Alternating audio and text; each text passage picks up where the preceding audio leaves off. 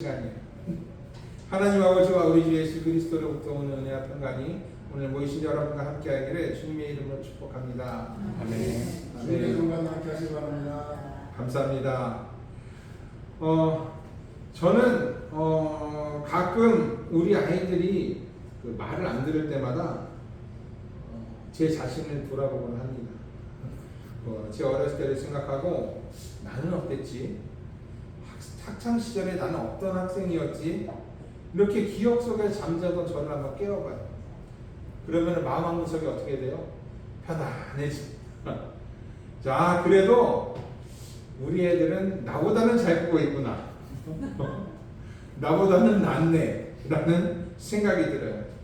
제가 한속 좀 썩었기 때문에 우리 아이들이 저를 이길 수는 없을 것 같아요. 아이들은 참 부모 마음대로 크지 않는 것 같아요. 그렇죠? 부모 원대로 컸으면 다들 이 나라 역군이 됐을 겁니다. 아마도 우리나라가 세계 1등 국가가 되지 않았을까. 그 정도로 부모가 자녀에게 원하는 것은 어마어마하다는 것을 부모님들도 깨달아야 합니다. 저도 우리 어머니가 원하는 대로 컸으면 지금쯤 법관이나 민관이 되어 있을 거예요. 다행히 그렇게 안 커서 목사가 됐으니 하나님의 소명이 어머니의 소원보다 더 센 것 같아요. 그래도 우리 부모님들의 공통된 마음, 우리 자녀들이 잘 되는 것, 이것이 부모들의 공통된 마음이고 더 나아가 이 마음이 하나님의 마음이라는 것, 우리는 이것을 기억해야 할 것입니다.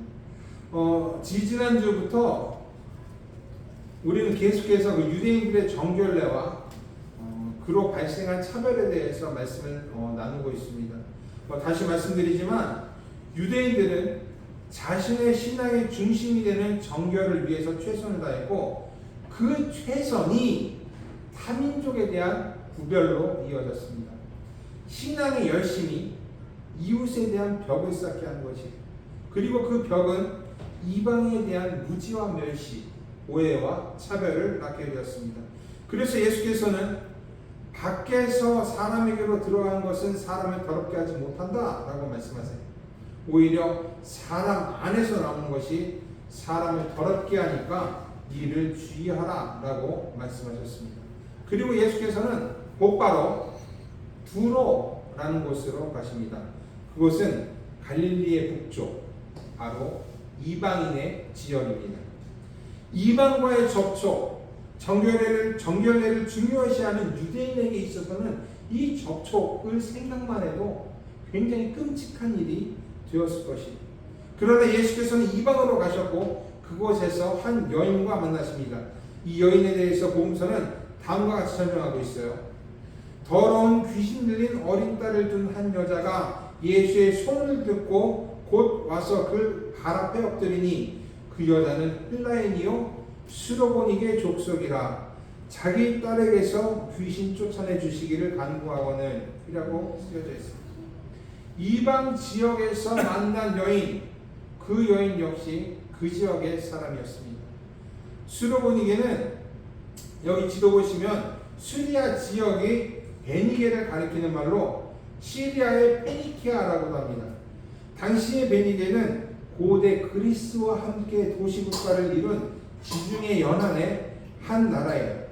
그랬기에 그들은 헬라적인 문화와 사고를 가지고 있었고 유대인들은 자신의 문화를 지키고자 헬라 문화를 적극 반대했기 때문에 베니게 사람들과 교류하지 않았습니다. 재미있는 것은 베니게 사람들도 이것을 잘 알고 있었다는 것이에요. 특히 두로 지방의 베니게 사람들은 유대인들을 싫어했어요. 역사가 요세푸스는 두로의 주민들은 베니게 사람 사이에 있을 때도 유대인들을 나쁘게 말했다라고 기록하고 있습니다. 그럼에도 불구하고 예수께서는 어디로 가셨어요? 두로로 가셨어요. 그럼에도 불구하고 두로의 수로보니게 여인은 예수님, 유대인인 예수님을 찾아오셨습니다. 이 모든 것이 하나님의 계획이었습니다. 예수님을 찾아온 여인은 예수님 앞에 엎드립니다. 그리고 자기 딸에게서 귀신 쫓아내 주시기를 간구해요.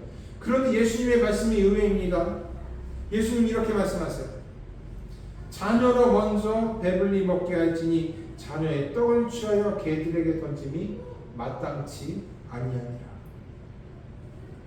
이전에 이 수로보니게 여자 만나기 전에 예수님을 만난 회당장 야이로가 자신의 딸을 고쳐달라고 예수님한테 부탁했을 때 예수님 어떻게 하셨어요? 회당장과 같이 딸을 고치러 갔습니다. 그러면 이번에도 같이 가셔야 되는데 그렇게 하지 않으셨어요. 단호하게 거절하십니다. 그 이유가 예수님의 답에 잘 나타나 있죠. 자녀로 먼저 배부르게 하겠다. 자녀들의 떡을 취하여 개들에게 던짐이 마땅하지 않다. 이것이 예수께서 여인의 부탁을 거절한 이유였어요. 참 이상한 일입니다. 예수께서는 분명히 밖에서 사람에게로 들어가는 것은 사람을 더럽게 하지 못한다 라고 말씀하셨어요. 그런데 예수님도 마치 여인을 더럽게 부정하게 여기는 것 같아요. 자녀와 개라니요. 누가 자녀고 누가 개입니까? 당치도 않은 말이에요. 모두가 다 같은 하나님의 자녀입니다. 그런데 예수님은 왜 이렇게 말씀하셨을까요? 예수님의 대답을 잘 살펴보면 이 안에 여러 가지 의미가 들어있다는 것을 우리는 알 수가 있습니다. 예수님은 이 대답을 먼저 유대인의 입장에서 하셨어요. 선택받은 사람들의 배부름, 자녀들의 떡, 그리고 개. 이것은요, 유대인들의 선민 사상을 잘 나타내 줍니다. 당연히 선민인 자신들이 배불러야 하고 모든 하나님의 은혜는 자신들의 떡이고 이방인들은 자녀가 될 수 없다라는 것이 선민 사상이에요. 그런데 예수께서는 이런 선민 사상에 먼저라는 말을 넣으세요. 먼저. 그리고 이 먼저라는 말은 선민 사상을 영구적이고 숙명적인 것에서 순차적인 것, 시간적인 것으로 만듭니다.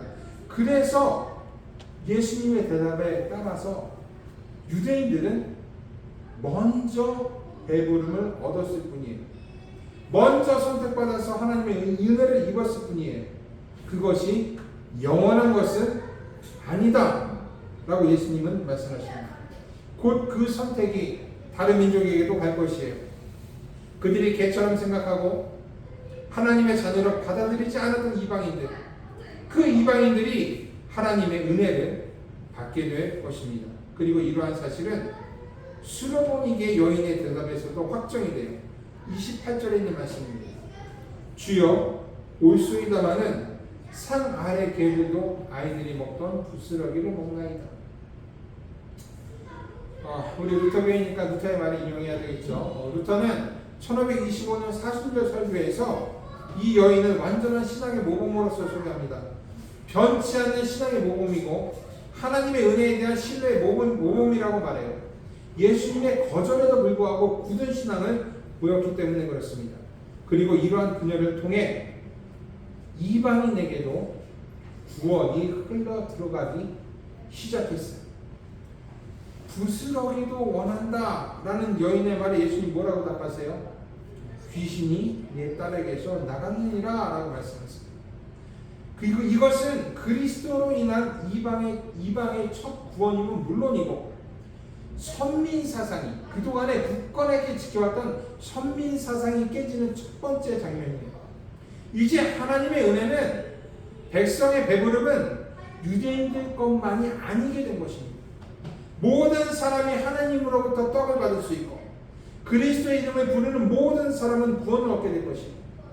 정결례가 하나님의 백성을 거룩하게 하지 않습니다. 그리스도를 향한 믿음과 신뢰가 우리 모두를 거룩하게 합니다. 예수께서는 이것을 이방 여인을 통해서 우리에게 보이셨습니다. 예수께서는 이를 시작으로 놀라운 행보를 보내세요. 우리 31절에 있는 말씀이에요. 예수께서 다시 두로 지방에서 나와 시돈을 지나고 데카볼리 지방을 통과하여 갈릴리 호수에 이르시매 라고 쓰여져 있어요. 여러분 잠깐 이 앞에 있는 화면을 잠깐 봐주세요. 예수께서는 예수께서 수로보니게 여인을 만난 곳은 두로라는 곳이에요. 그리고 이 두로라는 곳은 갈릴리 호수에서 얼마 떨어지지 않은 이방 지역이에요. 그런데 예수께서는 수로보니게 여인을 고치시고 두로보다 더 많이 떨어져 있는 시돈이라는 곳으로 가십니다. 그리고 그 이후에 어디로 가세요? 데카폴리스라는 곳으로 갔습니다. 그리고 다시 갈릴리 호수에 이르셨습니다. 예수님께서 다니신 곳, 이곳 모두가 이방 지역이에요. 그것을 예수께서 무엇을 하셨을까?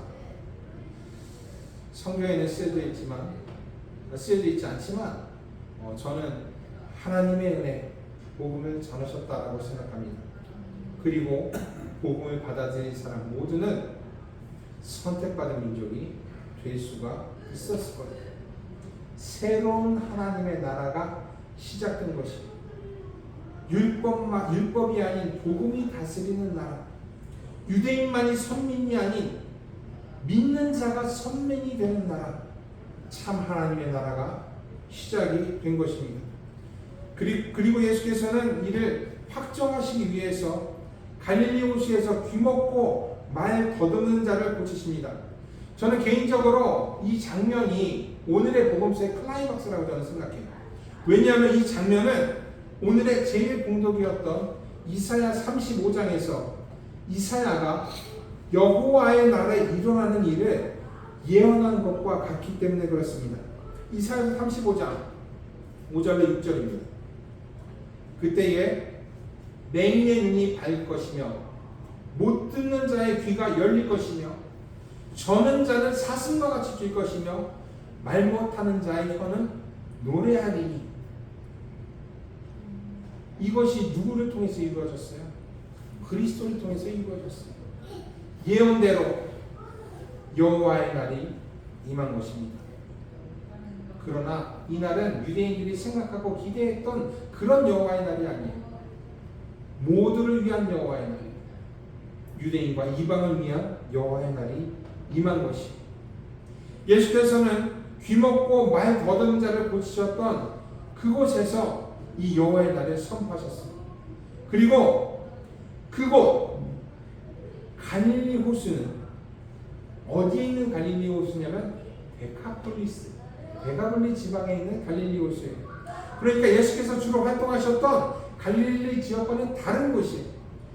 유대인들은 물론 수많은 이방인들이 함께 살던 곳, 그래서 유대인과 이방인의 경계가 희미해진 곳, 그곳에서 예수께서는 예언을 성취하십니다. 귀먹고 말 더듬는 자를 고치시며 에바다 열리라 라고 말씀하십니다. 유대인들의 마음이 열리고 이방인들의 생각이 열리기를 바라신 것입니다. 서로가 서로를 받아들이기를, 그래서 모두의 여호와의 날이 되기를 예수께서는 축복하십니다. 예수 안에서는 차별이 없습니다. 유대인도 이방인도, 건강한 사람도 병든 사람도, 못 듣는 사람도, 말 못하는 사람도 다 같은 하나님의 백성이에요.